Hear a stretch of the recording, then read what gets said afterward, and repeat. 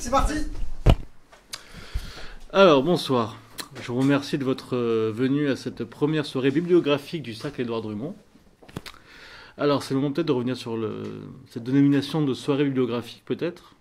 En effet, jusqu'à présent, on a juste invité des conférenciers qui parlaient d'un sujet, qui faisaient leur exposé. Donc, ce soir, ce sera différent. Tout d'abord parce que le sujet que je vais aborder, c'est-à-dire Paris à travers le temps en une conférence, est juste impossible, même si on condense vraiment un maximum.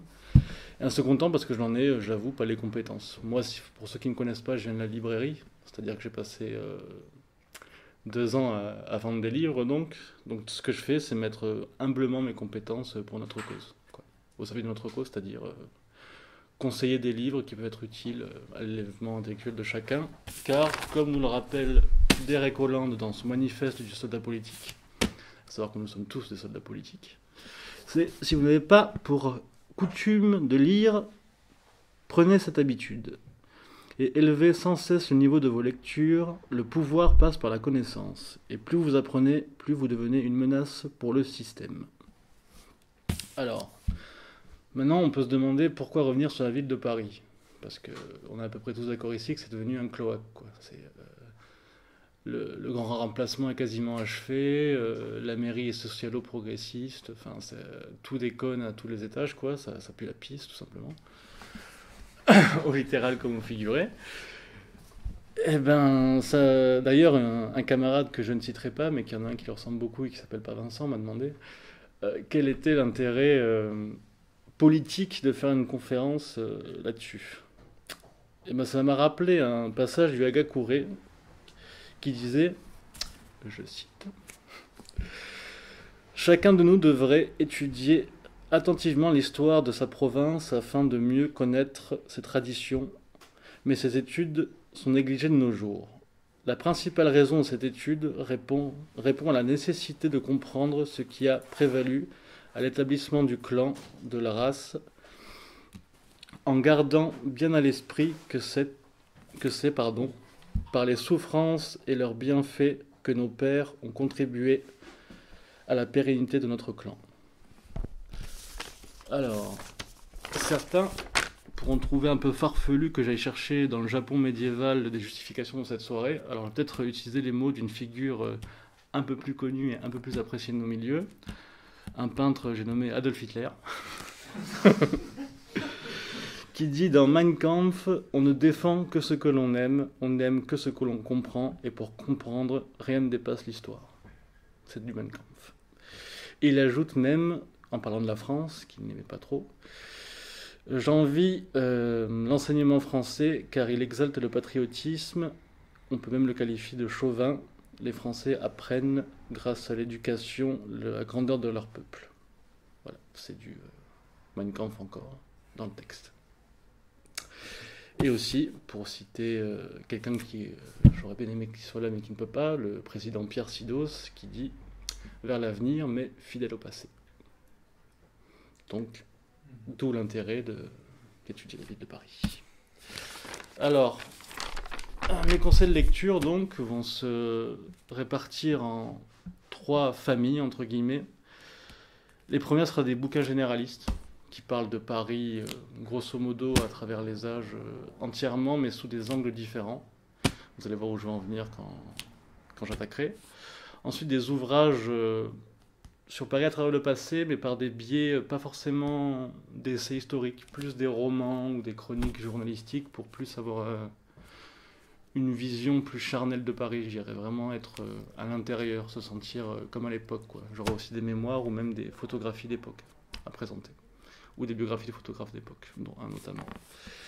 Et enfin, une dernière partie d'ouvrage qui est plus contemporaine, où là, ça va être plus du pamphlet pour dire pourquoi Paris, c'est de la merde, comment, pourquoi, et à cause de qui surtout.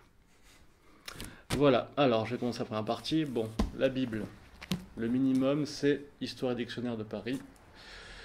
Aux éditions Robert Laffont, le bouquin. Alors là, vous achetez ça, vous avez quasiment tout. C'est-à-dire la première présence humaine à Paris, 4000 ans avant Jésus-Christ, donc on vient tous d'Afrique, mes couilles. Déjà, c'est bon de le savoir, ça déjà. jusqu'aux années 1910. Alors vous avez absolument toutes les dates des grands événements parisiens, l'occupation, la réforme, non pas la réforme, oui, la Saint-Barthélemy plutôt.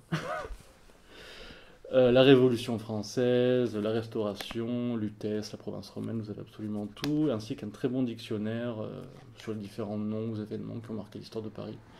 C'est un livre que j'aime bien ouvrir de temps en temps au pif et apprendre des choses, quoi. Mais bon, je suis au chômage donc j'ai le temps. Autre chose, allez-y, faites passer, je vous en prie. Chancelier. Un autre petit, qui est plus accessible, c'est Connaissez-vous Paris de Raymond Queneau. Bon, c'est un petit poche qui peut paraître un peu livre pour touristes, mais qui est assez intéressant, je dois dire. C'est que des questions-réponses. Par exemple, où est mort Bossuet? Et à la page suivante, vous avez la réponse. C'est que comme ça, que des questions-réponses. Combien y a-t-il d'Arc de Triomphe dans Paris? D'où vient le nom des fontaines Valas? C'est que des petites questions comme ça, un peu comme un... comment dire? Pas un trivial poursuite, c'est un peu non comme nul, mais un petit truc de culture générale sur la ville de Paris, quoi. Donc c'est très facile à lire, très court, et on apprend plein de choses facilement, quoi. Ensuite, vous avez le Paris à travers les écrivains, c'est une petite collection. Moi j'ai le Céline, parce que je connais celui qui l'a écrit. Ouais, je frime un petit peu. Donc voilà, si vous avez un écrivain qui vous touche particulièrement, vous pouvez. Cette collection propose de traverser Paris à travers la vie de cet écrivain, quoi. Donc ça peut être un autre moyen d'aborder l'histoire de Paris, tout simplement. Enfin, ça tout dépend des sensibilités de chacun. Ensuite, un livre qui va un peu plus nous parler à nous, à notre famille, c'est Le guide sulfureux du Paris réac et facho aux éditions Synthèse Nationale. Alors là, c'est un peu comme le premier que j'ai présenté, c'est excellent, sauf que là, rien n'est acheté, n'est-ce pas? On y découvre les lieux de manifestation, même ce local d'ailleurs est mentionné avec M. Sidos à l'intérieur. C'est quand même pas mal. Chateaubriand, Barès, Bardèche, où il a vécu, où il est mort, Ordre Nouveau, où est-ce qu'ils faisaient leur manif, enfin c'est plein de petites anecdotes comme ça, c'est vraiment un manuel historique des mouvements d'extrême droite dans la ville de Paris, quoi. Donc c'est bien pour savoir l'histoire de notre mouvance nationaliste déjà, et aussi pour découvrir des figures éventuellement de la droite nationale qu'on ne pouvait ne pas connaître. Enfin, j'ai découvert bien des ouvrages grâce à celui-ci.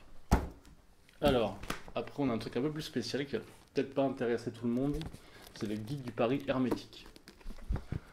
C'est écrit par un frère Latruelle, un franc-mac donc, clairement, et ça montre en fait comment l'architecture de Paris, la symbolique, à la fois chrétienne, mais aussi maçonne, ésotérique, tout ça, comment tous les bâtiments, toute la symbolique des sculptures, des grands monuments, tout ça, comment tout ça a un sens pour ces gens-là, donc ça peut ne pas passionner comme sujet, mais n'empêche que quand on lit ça, et qu'on voit que ça fait sens et qu'il y a des sources, on ne peut pas dire que les francs-maçons n'ont pas de pouvoir en France, vu qu'ils en viennent jusqu'à modifier l'architecture de notre ville. Donc, rien que pour cette information, ça vaut le coup d'y jeter un coup d'œil ou juste de savoir que ça existe, quoi. Alors, j'en ai fini pour la première famille, donc j'ai passé aux ouvrages dits sur le passé, justement. Alors, déjà, vu qu'on est sous le patronage de ce cher Édouard Drummond, j'ai conseillé 2 livres. Mon vieux Paris, donc, d'Édouard Drummond. Il faut savoir que c'est le premier livre qu'il a écrit, parce que c'était un grand passionné de Paris avant de s'intéresser à une autre question, n'est-ce pas? Mais sur laquelle ici tout le monde est bien informé, je pense.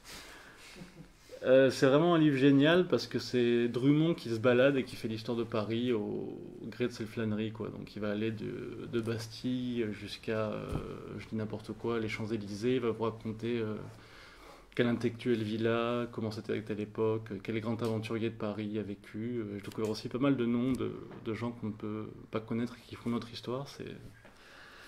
C'est divinement écrit parce que Drummond, on l'oublie, mais c'est aussi un grand écrivain, un grand poète, et pas uniquement un journaliste. Donc, pas qu'un pamphlétaire en fait. Pas qu'un pamphlétaire et pas qu'un anti-bref. C'est aussi un grand écrivain. Et aussi sur les chemins de la vie, qui est par contre là le dernier ouvrage de Drummond. Donc on ouvre et on clôt. Et il revient sur ses premières amours, à savoir Paris, et il offre encore des chroniques sur ce sujet à la fin de sa vie. On remarque aussi une évolution d'écriture de Drummond. Enfin, je trouve que celui-là est peut-être moins historique et moins complet, mais beaucoup mieux écrit. Bon, ça après c'est très subjectif. Mais par exemple, il y a tout un article où il montre le Paris inondé, c'est-à-dire qu'il y a une grande inondation à Paris, dans les années fin du 19e, début du 20e, j'ai plus les dates. 1910, voilà, j'étais entre 10 et 11, merci chancelier. Et il fait tout un article où il décrit ce spectacle absolument incroyable du Paris sous les eaux, quoi. Donc c'est assez fascinant à lire, quoi. Donc je conseille. Enfin, je conseille Drummond en général, pour ceux qui n'auraient pas encore lu. Mais dans cette pièce, j'en doute.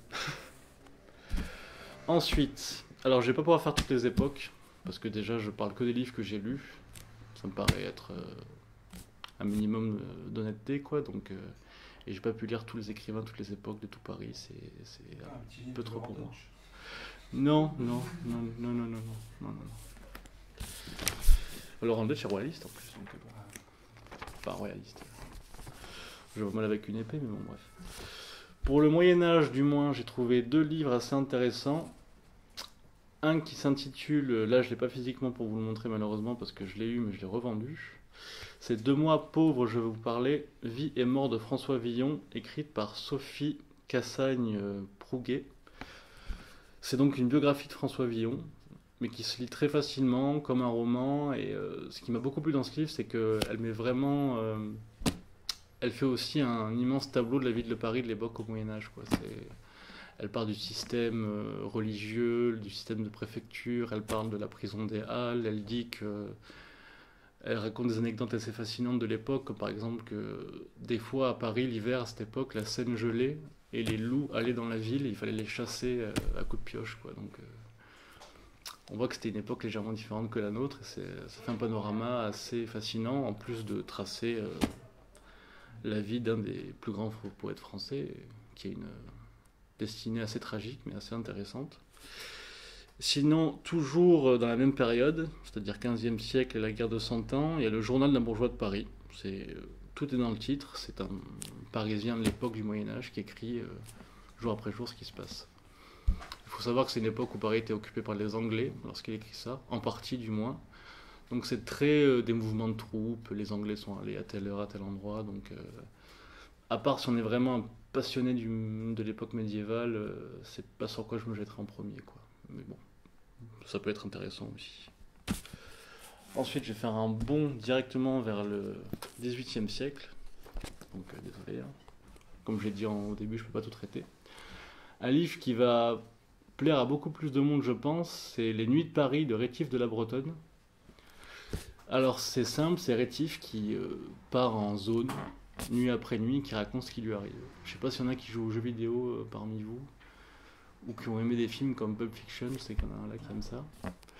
Et bien ça fait un peu penser à ça, parce qu'en fait chaque nuit lui arrive des aventures, et nuit après nuit, il y a des personnages qui s'entrecroisent, ça fait un peu penser à ces films où il y a un héros qui arrive, puis on suit un autre héros, puis ils se recroisent, vous voyez un petit peu de quoi je veux parler? Non, pas du tout, ok cool. Bref, non, c'est un bon livre d'aventure qui permet un peu d'explorer avec Rétif de la Bretonne, donc le Paris un peu des bas-fonds nocturnes du XVIIe siècle. Et moi, j'ai eu beaucoup de plaisir à le lire. Et c'est avec une plume absolument sublime, bien sûr. Ensuite, alors, on va passer à la Révolution, ou plutôt à la pré-Révolution, avec le Tableau de Paris de Louis-Sébastien de Mercier. À savoir que c'est un livre qui a été écrit en 1788. Alors, à savoir que c'est le dernier témoignage du Paris avant la Révolution. Et là, c'est vraiment... Parmi les livres que je vais conseiller ce soir, que j'ai déjà commencé à conseiller, c'est un de ceux que je conseille le plus. Parce que c'est vraiment un régal, autant en livres sociologiques, historiques, qu'au niveau poétique aussi. Et là, on voit que même si on crache sur la modernité, vivre à Paris à cette époque-là, c'était pas facile, quoi. Enfin, il parle à un moment des sanitaires ou de l'Hôtel-Dieu, ou si vous étiez malade et que vous alliez à l'Hôtel-Dieu, c'était pour y mourir, quoi. Il n'y avait pas moyen d'être soigné, quoi. Enfin, où il parle d'autres pratiques, par exemple, que quand l'armée était en dèche de soldats, eh bien, il y avait certains caporals qui étaient dépêchés pour aller chercher des ivrognes dans les bars, par exemple, les forcer à boire et les forcer à s'engager en échange d'argent, et à la fin ils se retrouvaient à devoir bosser dans l'armée pendant 3 ans juste parce qu'ils avaient trop bu la veille, quoi. Enfin, c'est plein d'anecdotes de ce genre-là. Mis à part ces petites blagounettes, ça parle aussi beaucoup de traditions de Paris qui sont malheureusement perdues, genre de quartiers où ils brûlaient des effigies, où ils faisaient des petites fêtes particulières, ou alors où il y avait beaucoup de régionalisme même au sein de Paris, où ils montraient que les Auvergnats étaient très soudés entre eux, pareil pour les Bretons, etc. Enfin, c'est vraiment un ouvrage que je conseille beaucoup.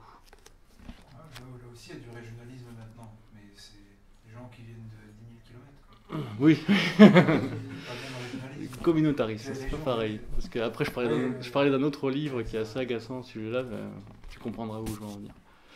Après, on va passer à la Révolution. Bon, la Révolution, je pourrais présenter aussi 10 000 livres, mais ça mériterait une séance de bibliographie à part entière, tellement c'est un sujet vaste aussi. Donc j'ai choisi de vous présenter le journal de Gouverneur Maurice. Alors, Gouverneur Maurice, c'était un envoyé d'Amérique spécialisé dans l'économie. Il était là en fait pour traiter avec le roi de France, avec la cour, pour faire des échanges commerciaux, tout ça. Mais manque de bol, il est atterri en pleine Révolution française, donc c'est un peu compliqué son agenda, on va dire. Donc il s'est dit, bon ben, quitte à être bloqué en France, il courait relativement aucun danger, parce qu'il était juste un émissaire de l'étranger, donc sa tête ne risquait pas de tomber, quoi. Donc dans son journal, il s'est fait un peu jour après jour, le chroniqueur de la Révolution, quoi. Donc c'est pour voir à quel point c'était sanglant et voir que ce qu'on vit comme mouvement révolutionnaire sur lequel je ne crache pas les gilets jaunes comparé à la Révolution française, c'est quand même assez de la gnognotte, quoi. Parce que là, ça écorche, ça coupe des têtes, ça joue au foot avec des têtes, c'est sanglant, c'est l'humanisme. Voilà, c'est les droits de l'homme, c'est magnifique, c'est C'est super, on adore. Voilà. S'il y avait Jean-Christophe Gruau qui serait là, il vous parlerait sûrement d'un livre qu'il a lu il n'y a pas longtemps, c'est les mémoires du guillotinier de la terreur. Il paraît que c'est pas piqué des vers, comme on dit. Alors, ensuite, par toi, Balzac. Bon, je vais pas vous dire de lire La Comédie humaine, je pense que soit vous la lirez pas, soit vous l'avez déjà lu, soit vous avez déjà envie de la lire. Mais il y a un petit livre qui est sympa, c'est Les Parisiens comme ils sont, où c'est des petites chroniques sur la vie parisienne de Balzac, quoi, genre une chronique le poète ou la parisienne, la courtisane, enfin c'est plein de petits textes comme ça sur vraiment, encore une fois, dans l'idée de vous mettre dans l'état d'esprit de l'époque, quoi. C'est édité chez Flammarion, c'est bien, c'est très agréable à lire aussi. Théodore de Bainville, L'âme de Paris, tout est dans le titre, c'est un grand texte qui a la gloire de Paris, de ses traditions, de son ambiance. Là, on passe au milieu du 19e, plutôt même vers la fin. C'est vraiment un beau morceau de poésie. Pas grand chose de plus à en dire, hein. C'est pas pour le dédaigner, mais c'est vraiment très très poétique, mais c'est la valeur que je lui donne, quoi. Ensuite, un écrivain incontournable quand on parle de Paris, c'est Léon-Paul Fargue, qui est le grand piéton de Paris, n'est-ce pas? C'est pour ça qu'il est connu, qui a écrit beaucoup de livres sur ses balades dans le Paris, justement, fin du 19e, début 20e. Alors moi, mon préféré, ça reste Refuge, où il parle des guinguettes, du Paris un petit peu des bas-fonds, alors qu'il est un peu plus mondain dans les autres. Sinon, il y a un autre qui pourrait vous plaire, c'est Méandre, où il parle plus de l'occupation. Un autre de lui que j'aime beaucoup, c'est Les Grandes Heures du Louvre, où il parle uniquement du Louvre à travers l'histoire. Donc là, lui aussi fait un boulot d'historien, quoi. Il n'est pas uniquement un piéton comme d'habitude. Ensuite, on va passer à la photographie avec Eugène Hadguet et Baudouin de Bodina. Alors Eugène Hadguet, en fait, c'était un anarchiste, donc quelqu'un qui n'est pas trop de notre bord, mais bon, vu les époques, il y a prescription, on peut dire. Et c'est un type qui, en fait, s'est rendu compte qu'avec la révolution industrielle, le Paris qu'il aimait allait tout simplement mourir et disparaître. et qui a voué sa vie à le prendre en photo sous toutes les coutures pour justement garder une trace de ce Paris qui allait mourir à cause de l'industrialisation en fait. Donc c'est que des photos magnifiques en noir et blanc, je vous le fais passer si vous voulez voir. C'est un petit poche de photos, très beau, et vraiment si vous voulez voir du Paris authentique en images, moi j'ai jamais rien vu d'aussi beau que ça, quoi. Et il y a une très bonne biographie de lui qui a été écrite par Baudouin de Bozina qui s'appelle Eugène Adguet, poète matérialiste aux éditions Fario. Juste là, donc c'est un package, hein, je conseille d'acheter les deux. Voilà. Ah non, j'allais rater l'occupation. Quelle grave erreur. Alors, l'occupation. Bon, je vais passer sur les classiques. Si vous voulez vraiment lire des gens de notre bord, je vous conseille bien sûr Les Décombres de Rebatté. Je pense que tout le monde a entendu parler de ce livre ici. Ou alors l'excellente anthologie de Je suis partout, qui est sortie il n'y a pas longtemps, enfin il y a quelques années maintenant, mais aux éditions Oder Isarn. Donc une anthologie du fameux seul journal à proprement fasciste français qui est existé. Donc ça vaut le coup d'être lu, quoi. Sinon, j'ai pris deux journaux. Alors, deux journaux, oui. Merci monsieur Harpon. Qu'on pourrait qualifier d'un ennemi politique, parce que c'est Jean Galtier-Boissière, qui était le rédacteur en chef du Crapouillot. Crapouillot, qui est un journal de gauche avant l'occupation et qui deviendra un journal de droite, voire d'extrême droite après. Donc, ce monsieur donc est de gauche, il est anti-nazi évidemment, enfin, ils les appellent les frites ou les boches. Ouais, c'est xénophobe. Pas bien la gauche. Oui, mais bon, à l'époque, c'était juste un trait de caractère, c'était pas encore un crime, quoi.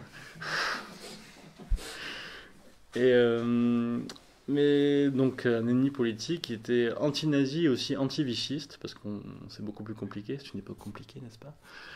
Donc on peut être l'un et pas l'autre, mais lui était vraiment anti les deux, mais son journal est quand même très intéressant parce qu'il montre bien les déboires qu'on pouvait subir pendant l'occupation, c'est-à-dire difficulté à choper de la bouffe, ou juste les collaborateurs, ceux qui ne collaboraient pas, les retourneurs de veste, les nouveaux journaux qui entraient, les dénonciations qui n'avaient rien à voir avec la politique, mais étaient juste des petites querelles de voisinage. Enfin, c'est un petit regard pendant le Paris occupé, quoi, qui est certes pas d'un membre de notre famille politique, mais qui vaut le coup d'être lu aussi.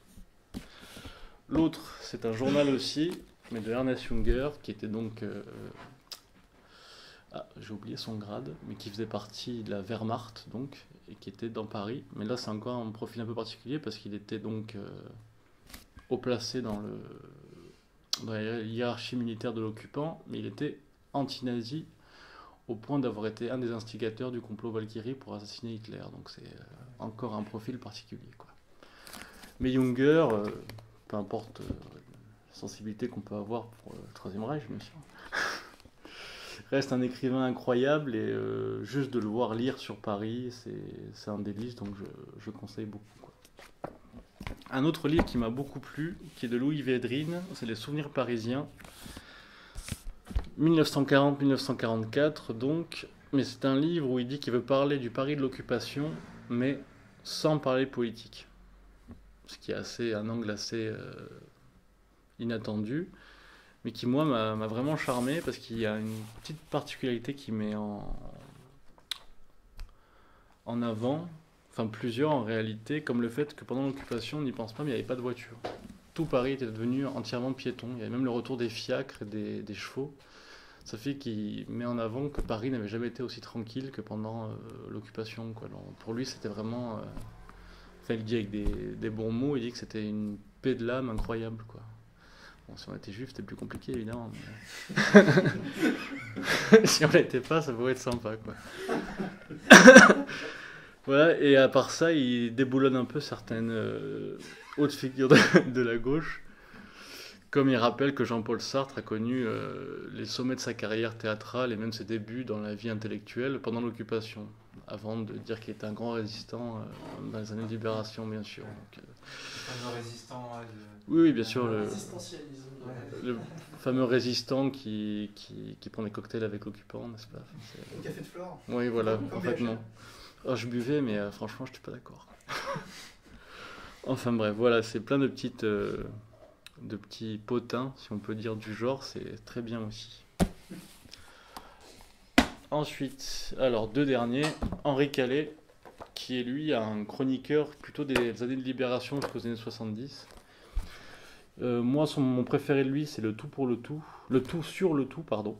C'est un roman d'un type qui revient sur sa vie, qui a toujours été un Parisien et qui, en ressassant ses mémoires personnelles sur son existence, il ressasse aussi les différentes époques de Paris et tout est là, quoi. Mais il a aussi fait des trucs plus journalistiques, comme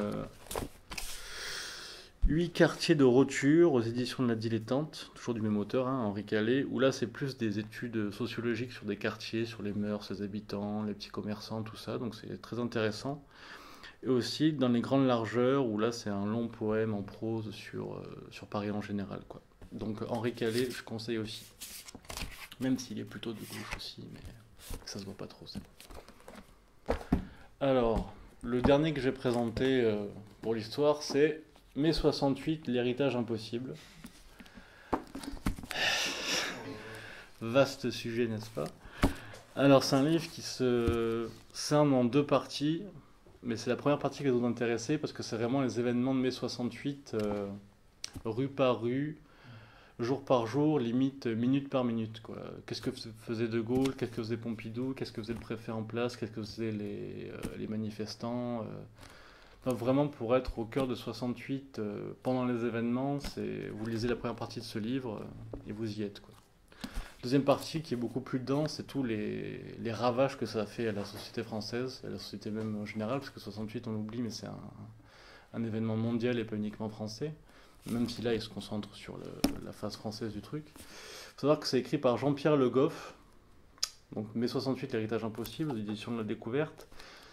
Jean-Pierre Le Goff était un maoïste, qui a été sur les barricades à ce moment-là, mais qui a vieilli, qui a réfléchi, et qui s'est dit, ouais, en fait, c'était une arnaque totale, et vu comment il voit la France que c'est devenu depuis mai 68, il a écrit ce livre, pas pour se faire pardonner, mais pour dire, ouais, moi j'y étais, on s'est tous fait avoir, quoi. J'ai passé à la troisième partie, et la dernière de mon exposé, enfin de ma sélection bibliographique plutôt.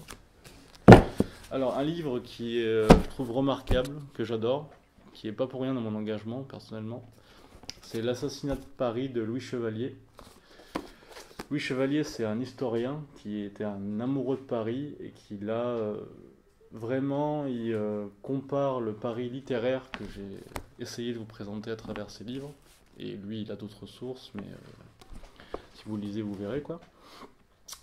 Et qui montre comment, à partir des années 70-80, le libéralisme a complètement défiguré Paris, quoi. C'est-à-dire comment on est passé du Paris de Victor Hugo, de Balzac ou de Rétif de la Bretonne que j'ai présenté à cette espèce de galerie marchande à ciel ouvert avec des touristes ou alors des halogènes un peu partout, quoi. Très bien, et en plus, pour nous le rendre sympathique, il faut savoir que le 6 février 34, il était de sortie, ce monsieur. Ah, c'est pas mal. Donc voilà, ça s'améliore. Ensuite, Anne Leclerc-Val, bon, elle c'est aussi aux éditions de La Découverte, ça s'appelle Paris sans peuple. C'est un essai sur la gentrification de la capitale. Ou comment on prend les quartiers populaires et on les transforme en quartiers de personnes assez aisées, assez vieilles, bon, des boomers, quoi. Pour le dire clairement, des boomers, des bobos. Enfin, tout livre là-dessus, c'est vraiment un livre très intéressant. Bon, il y a un petit truc assez fatigant, c'est une meuf de gauche, donc ça lui fait deux défauts. Mais elle a vraiment un vocabulaire très marxiste qui peut être assez fatigant, mais bon, ça vaut le coup d'être lu quand même parce que c'est super intéressant. Ça remonte jusqu'à Haussmann, qui était selon elle déjà une tentative de ségrégation entre les pauvres et les riches. Enfin bon, après c'est pour avec les marxistes, ils voient tout avec leur logiciel, mais c'est un livre qui reste très, très intéressant, et si vous aviez une dent contre les boomers, il y a de quoi l'aiguiser encore un peu plus. Alors, ça, c'est un de mes préférés. C'est Paris c'est foutu d'Alain Pocard. C'est un pamphlet contre le Paris contemporain de l'époque de la première maire de Paris, à savoir Bertrand de Lanoë. Donc, je vais lire juste les premières pages, tout est dit là-dedans. Il faut savoir qu'il appelle Delanoë sa suffisance. Voilà, c'est le petit surnom qu'il a donné. Depuis plus de 10 ans, à Paris, sa suffisance a entrepris une ultime et dernière action de démolition de l'homogénéité. Il met les bouchées triples en fin de second mandat, mais la perspective de le voir remplacé par un de ses clones, en représentant de la médiocre opposition municipale, n'augure rien d'un rétablissement esthétique. Les projets gouvernementaux insensés de densification par la surélévation des maisons basses ne peuvent déboucher dans le style d'aujourd'hui que sur des absurdités. Le Paris d'aujourd'hui est le produit et le pendant de la société actuelle, à salmigondis disparates, sans âme, assemblage laborieux de quartiers touristiques gelés et de dépotoirs disgracieux, où la culture n'est qu'un maquillage pour le mondialisme destructeur et la conservation du patrimoine, un prétexte pour vider le contenu historique des perles du passé qu'on n'a pas encore fait disparaître. Les rares authentiques amoureux de Paris souffrent depuis plus de 50 ans, d'abord en protestant le centre Pompidou, les tours de la Défense et de Montparnasse, puis en râlant la pyramide du Louvre, la BNF, mais pour de mauvaises raisons, puis en s'écrasant pour ne prêcher que dans le désert. Ceci est mon testament d'amoureux de Paris, vous pourrez après refermer la dalle. Voilà, si vous n'avez pas envie de lire après ça, moi je peux rien pour vous. Alors... deux derniers maintenant, non 3 excusez-moi. La comédie idéale, c'est une enquête sur le chantier des Halles de Paris en fait. Ou comment un chantier qui à la base devait coûter dans les 200 millions d'euros a fini par en compter quasiment 900 millions d'euros. Et là il y a tout quoi, il y a du gouvernement socialiste encore sous le Lanoë d'ailleurs, qui fait des contrats de magouille, d'amitié, qui repousse les délais, qui, avec les associations de bobos locales qui se mettent au milieu pour mettre leur petite goutte d'huile dans l'engrenage. Enfin, un échec qui a coûté à vos impôts, chacun beaucoup d'argent pour faire cette horreur que sont devenues les Halles de Paris comparé aux halles traditionnelles, quoi. Donc c'est vraiment un ouvrage sérieux et... c'est pas du fait document non plus, parce qu'il y a certains sujets qu'elle n'attaque pas, mais voilà quoi. Si vous voulez savoir comment on est arrivé à cette horreur que sont les halles contemporaines, et par quel scandale et avec votre pognon surtout, c'est un très bon livre à lire. Encore dans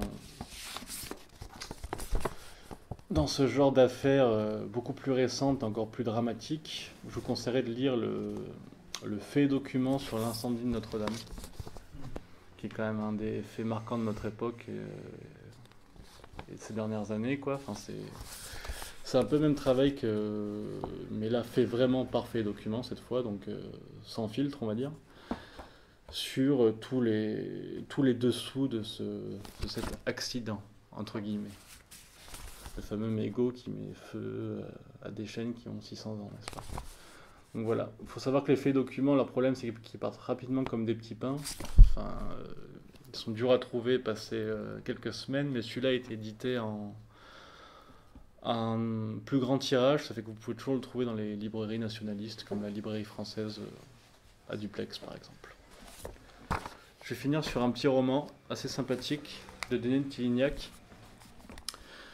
C'est Ce cher Denis, donc, c'est un roman qui s'appelle Le Boulevard des Maréchaux, aux éditions La Petite Vermillon. C'est donc l'auteur qui se balade à travers tout Paris et qui regarde ce que Paris est devenu, genre les McDo, leur emplacement. Bon, il ne le dit pas sur une veine d'épée, mais il prend note, on va dire. Du border. Voilà, lui il est beaucoup plus beaucoup plus poli, mais il le remarque entre autres choses, les McDo, les Uber, tout ça, et il compare ça à l'époque de Napoléon en fait. C'est un grand nostalgique de l'Empire, et entre ses balades et son dégoût du Paris contemporain, il s'en va dans des espèces d'envolées nostalgiques du Paris de l'Empire qu'il fascine. Donc voilà, j'en ai fini, j'espère que ça va donner envie de lire ces livres ou d'autres, et j'espère que je pourrai faire d'autres soirées sur d'autres thèmes, et je remercie mes camarades du Cercle Édouard Drummond de m'avoir donné la parole ce soir. Merci à vous.